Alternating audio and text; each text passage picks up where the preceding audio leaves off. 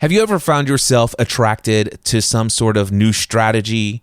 Maybe you're looking at a new framework to implement in your marketing, or maybe some new tool or technique that you can apply to achieve your goals faster, all the while either forgetting about or ignoring things that you already know how to do.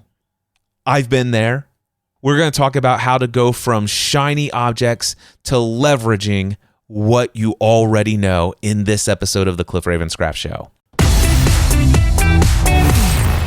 You know, there's definitely one common trait that I see among entrepreneurs, including myself, and it is an attraction to bright, shiny, new things to learn. Things like frameworks, formulas, strategies, tools to help get the job done, to accomplish that next goal. And recently I was watching a video from Alex Hormozi, and just in a passing statement, he threw out this one-liner, and I immediately went to my journal and I wrote it down. He said this, he says, "We need to be reminded more than we need to be taught." Now, this resonated with me at an incredibly deep level because recently I've been reminded of a lot of things that used to work incredibly well, that had led to incredible success. I'm talking about there was one year I made $750,000 as a solopreneur just simply because my wife and I decided that we wanted to build our dream home. We put ourselves on the line and said, listen, in 9 months, we'll have an extra $62,000 after taxes above and beyond what we already have in all of our expenses. We're going to do this. And then I'm like, okay, how do I do it? And I went and implemented frameworks and formulas and tools and strategies that I knew would work. And I repeated them over and over again. And over the course of 12 months, made over $750,000. In my business. The fun part is that I have the ability to do that over and over and over again. But over the years, I got very satisfied with where things were financially in my business. I got very satisfied with the flow of income. I got very satisfied with the number of clients that I was currently serving. And as a result of that, the things that I was doing back then, I had created a different business model. I'm like, okay, before my business model was this whole concept of I'm going to do a course every other month. So for 4 weeks, I'm going to serve everybody who purchased that $2,000 course. And then in the month in between those two courses, I'm going to be marketing like crazy so I can make sure that the next session the following month is filled. And I had that on rinse and repeat over and over again. And I was incredibly successful for nearly a decade of doing what was called podcasting A to Z at the time. The thing is, though, is eventually I shut all of that side of my business down. I went into recurring revenue. I had my next level mastermind. I had a handful of other recurring one-on-one coaching clients. And as a result of that, most of my clients were signing on for a minimum of a 1-year coaching and or mentoring and or mastermind relationship. And as a result of that, many of those people renewed year after year after year, some of them between 4 to 6 and going on 7 years now. So I had recurring revenue and the need to get out there and use those old tools, those old formulas, those old frameworks. They had fallen out of use in my experience. And one of the things that I noticed is that when it came time, it's like, wow, okay, things have shifted a little bit. And over time, some of those people who I'd been working with over the last several years, or after the first year of one-on-one mentoring, they're ready to go and invest in some other areas of their education and their growth. And so now it's like, hey, it might be a good time for me to go and attract some new clients and to onboard some new members in the mastermind. And at that point, I was introduced to a bright, shiny new framework, a bright, shiny new strategy, a brand new approach. It was called the Prosperous Coach Method for creating clients. All right. And when I learned and discovered that, I went all in to the exclusion of everything else that I've ever learned in the past. I went all in on the Prosperous Coach. Now, I will tell you, it was incredibly successful. It was an incredible run. The only thing is, though, is there are some things that I adopted as a mindset, as an approach that, looking back, was a mistake. Now, if you want to know about that, go to the episode right before this. It's titled 3 Online Business Mistakes I've Made Over the Last 3 Years. I'm not going to rehash that episode. It's the episode right before this. I encourage you to check it out. So, one of the things that I noticed is that, okay, this is amazing. This strategy works. However, there are some benefits to the old way that I used to do things that allowed things to be a little bit more evergreen, a little bit more of a consistent flow of potential new clients being introduced to me at all times with less direct time, effort, and energy required. Now, don't get me wrong. I'm not opposed to some time, effort, and energy put into the work that I do. However, there was more work to be done. Given how much of a flow and how much of a natural expression of who I am the old way was, and I'm talking about the traditional content marketing, me creating some content, putting it out to the world, being introduced to people who are looking for that information, then introduced to me and say, wow, I'd like to work more directly and have private access to this Cliff Ravenscraft guy. And I benefited for that for so many years. So I'm here to tell you that I'm one of those entrepreneurs who oftentimes is drawn to seeking out new tools, new techniques, new frameworks, new formulas to help me accomplish my goals. And the thing is I like to learn. I am absolutely committed to a life of unceasing personal and professional and spiritual development. I'm absolutely committed to it. I love to learn. So please hear me. I am not here to tell you that I suggest that you stay away from learning new formulas and frameworks. By all means, learn them. But understand that if you are in a situation where you kind of need to make some things happen, you're at a place where you'd like to see some sales come in. You're at a place where you'd like to see some results sooner rather than later. Well, here are 3 different drawbacks to being consistently drawn to the shiny objects instead of implementing what you already know. Here is the first drawback. Investing time in learning something new often delays immediate action, potentially pushing results back even further.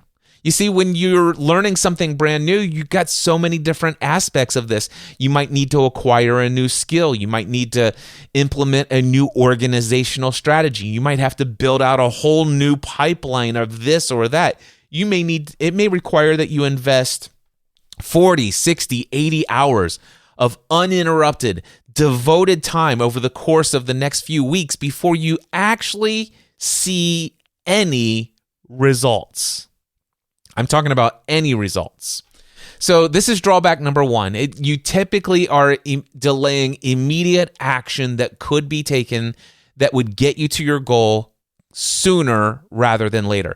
By the way, there's still value in learning the new tools on the side, but not at the expense of taking immediate action. That's the drawback number 1.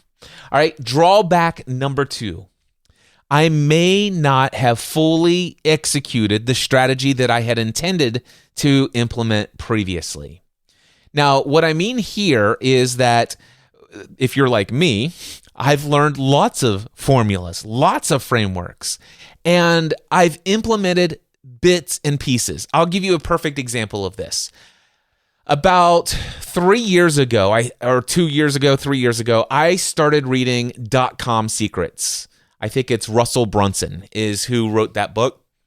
And he was talking about your value ladder. And I'm like, wow, okay, I have the resources to build out my value ladder. And if you don't know what a value ladder is, it's kind of like, do you have the opportunity for people at various different levels to engage with you and your products and services? So for me, I had high ticket offers. So I had my $20,000 or $24,000, $25,000 high ticket offer. I had my $12,000 high ticket offer, and I had a handful of 2,000 plus offers. But these are more for people who are either super next level entrepreneurs or even elite entrepreneurs. They've been out there, they've been doing business for many years. They're just ready to take things to the next level. They're ready to financially invest at that level. And when it comes to the people who are consuming my content, that's about somewhere around 5 to 7% of my audience. All right. And then there's only a percentage of those where right now might be the right time for them to invest with me. And so the great news is that with a high ticket offer, you can benefit from immediate cash influx from clients. So a single sale can make a big difference financially on the income side of things, which is really nice. However, when it comes to content marketing, content creation, and generating income from your overall audience, there's a number of people who might be better served and able to invest at lower levels. So do you have a $500 course? And I'm like, okay, I do have some, I can make those immediately available. Okay, do I have like a $149 course? And do I have a $49 this? And do I have a $10 a month option or something like that? And I began to say, okay, let me pause what I'm reading in this book and let me go and fill in my value ladder. And so I began doing that process. And then I read a couple of other things where he was talking about, okay, create your pipelines so you can see what light leads to what. I can't remember what they were called. It might have been like, outline your funnels or something like that. There was a language that was being used, and I went in and I went and taught myself workflow charts. I was looking at Miro or something like that, and I looked at another couple of tools, and I started to draw little boxes of each of the things and arrows of what draws to what and where do the people go in the system, and I created flow charts. And so I got to that place, and then I got distracted somewhere along the ways and began to focus on some other things. And I stopped working on that book. I stopped working on implementing anything further from that book. Since then, my friend Deacon Bradley, he's like, Cliff, you should get this book called The Linchpin by Russell Brunson. This right here is amazing. And so I went and got that. By the way, I've had this book for 6 months, haven't started it yet. And the reason why is because there's so many other things that I haven't done from Russell Brunson's .com Secrets book. I'm like, let me finish that up. But there's still other things. Here's the thing. So I haven't fully yet, it doesn't make sense for me to go and try the next thing if I haven't yet fully implemented what I already started. All right, that's the key here. Drawback number 3 is this. In nearly every scenario where I have gone in search of a new formula, a new framework, a new tool, a new strategy to implement so that I could achieve my goal, in almost every single scenario, I have already achieved results that I desire using a strategy that is both already familiar to me and that is readily available for me to implement right now. That's right. I don't need the new tool. I just need to remember that there was something that worked years ago that somehow I forgot all about. I mean, sure, some of these new tools, some of these new frameworks might be a little bit more passive down the road, but there's a learning curve. And there's some things that have yet to be implemented, and it's delaying immediate results. So sometimes I need to be reminded, not be taught something new, but reminded of the things that already work. All right, here are a couple of questions to consider. This is something that I've convinced myself that I need to do. When I'm attracted to a bright, shiny new formula, framework, strategy, tool, whatever, this is a question. First question, have I given up too quickly on previous strategies before fully understanding them and making the necessary adjustments for their success? That's it. Have I done that? Before I pick up this new book, have I finished what I started on a previous shiny object? All right, and then the next question to consider. Am I investing in this approach at the expense of taking immediate action on another method that I know is effective and that I already know how to do? And like I said before, in almost every scenario, in every situation, when I ask the question, the answer is almost always yes. And the fun part is it's not a conscious decision that I've been ignoring it. I just forgot. I'll give you an example of this. I was recently thinking about my next level coaching program. Been running this for the last couple of months. Finally got around to creating a sales page for it. It's amazing. This program that I'm doing every single week, really helping people figure out the art and business of building a coaching business. By the way, if you're interested, head over to cliffravenscraft.com. Up in the nav menu, it says, "Are you a coach?" Click on that. Or I think I have a unique a URL. Let me just try this URL real quick. I want to confirm it before, since I'm not going to do any editing. Let's see here. It's going to be professionalcoachingpath.com. Let me see if that works. Yes, it does. All right. Shock. Awe.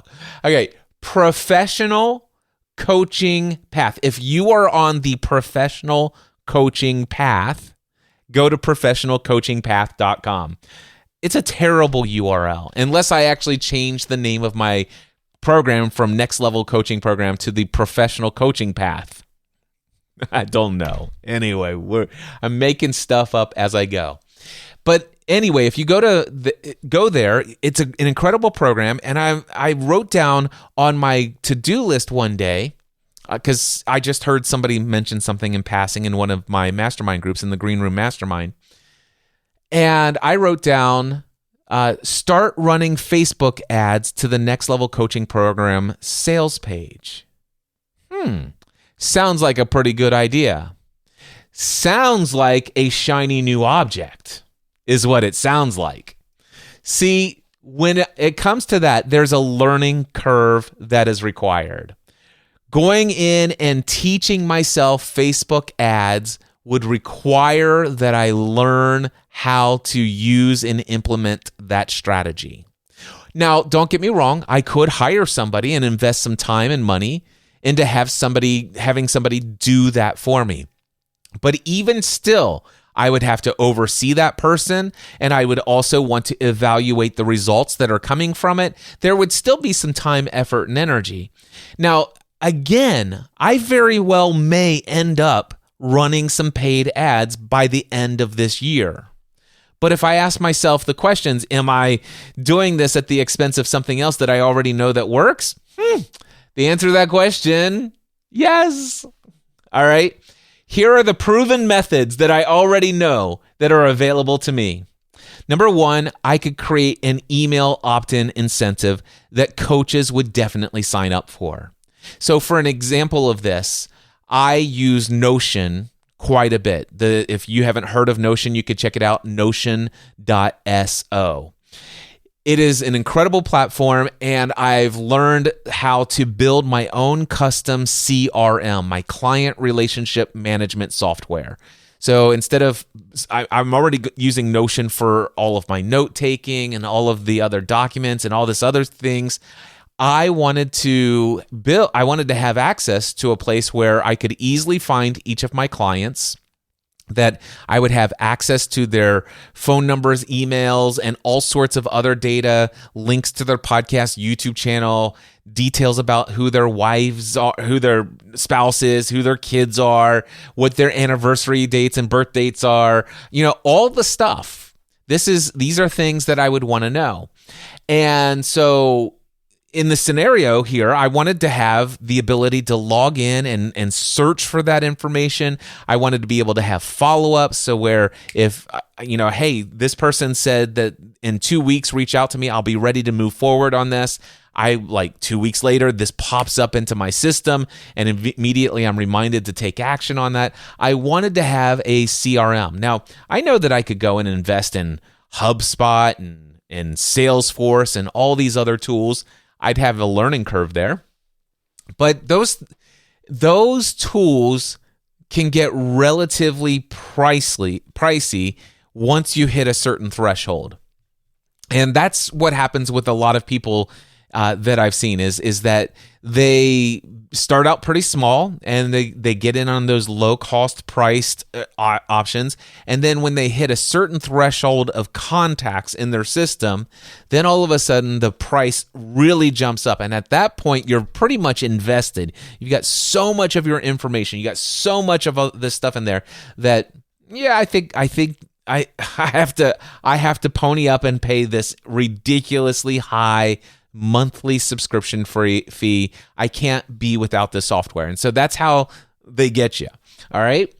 So, and by the way, it makes perfect sense for certain businesses where with every new contact, there's a significant level of profitability.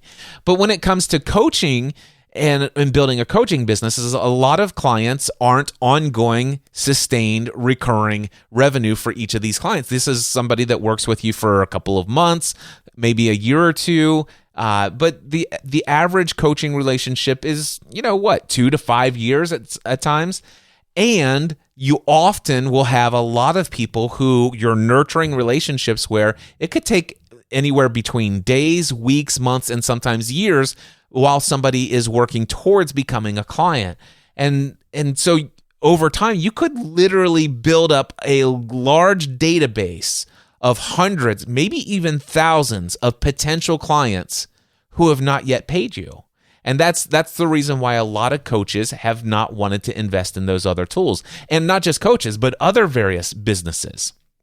So I designed my own personal CRM using database functionality inside of Notion. Now, I've been showing this off inside of the Next Level Coaching program, and guess what? Every single one of them want to know. How did you set that up? Can you teach me how to set that up?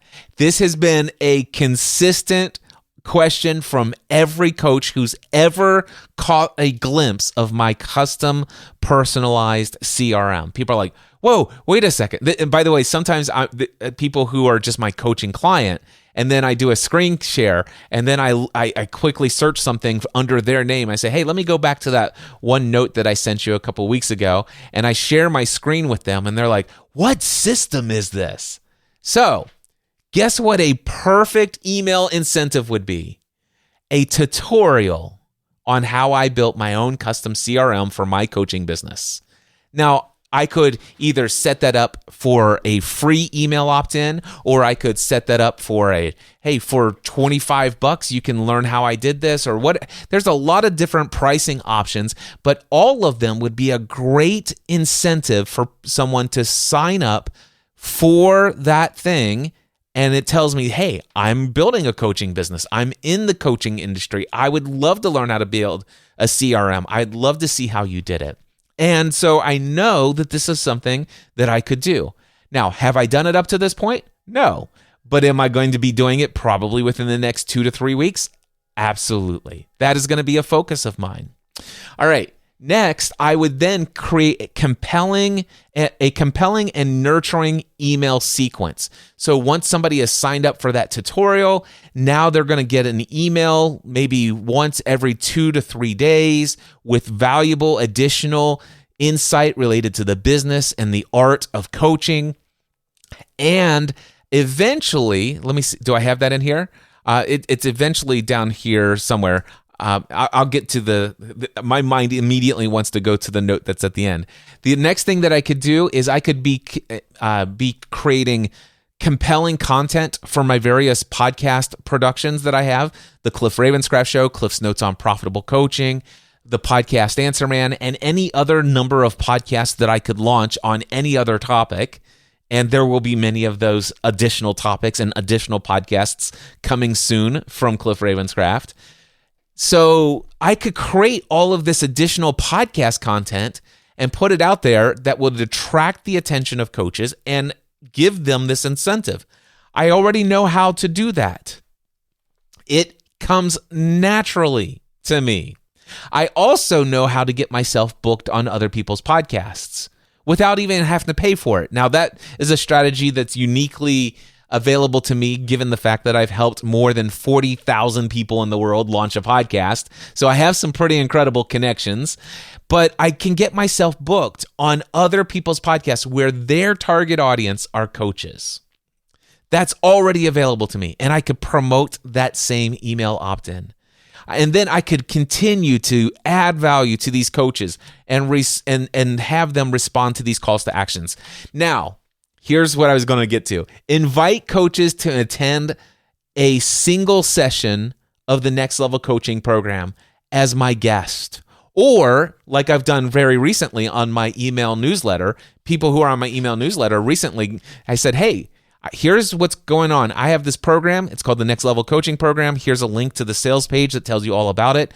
By the way, you could join me for one single session for only $25. And this has worked incredibly well. People are responding to it. By the way, each person that responds to it, guess who they are? They're coaches or interested in building a coaching business, a prospect, a potential client for this program. So these are things that I already know to do, and I'm already beginning to implement. And so the whole idea of doing Facebook ads, running it to the sales page, that has been pushed off way into the future, several months down the road, if then, because I need to focus on the things that I've done before that I absolutely know for a fact will work and fully implement that. And then even before I get to the Facebook ads, I want to go back, and even before I get into this linchpin book from Russell Brunson, I want to go back to .com Secrets. I want to start the book over again. I want to listen through, and I just want to actually pick up where I left off in those strategies. You see, often what I need to do is take action right now on what it is that I already know. And that's really what I wanted to share with you. All of that because just in passing, Alex Hormozy said this: we need to be reminded more than we need to be taught. I hope that you found some value in this. In fact, if you did, I would love to hear from you. I tell you all the time at the end of these episodes, email me. My email address is cliff@cliffravenscraft.com. By the way, if you are a full-time self-employed business owner, if you are already out there crushing it in your business world, maybe along the way, you've discovered that, wow, this is great that I'm succeeding in this area, but I'm kind of lacking that fulfillment. I feel like there's something that's empty inside.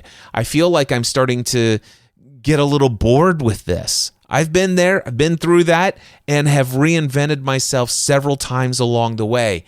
And not to mention, I've worked with hundreds of clients in doing the same thing, helping you find peace, love, joy, and true fulfillment, discovering your true identity and how to create your work experience into something that's aligned with who you authentically are in this world and the life you desire to create. If you'd like to learn more about how I can help you get there, then email me, cliff@cliffravenscraft.com. Mindset.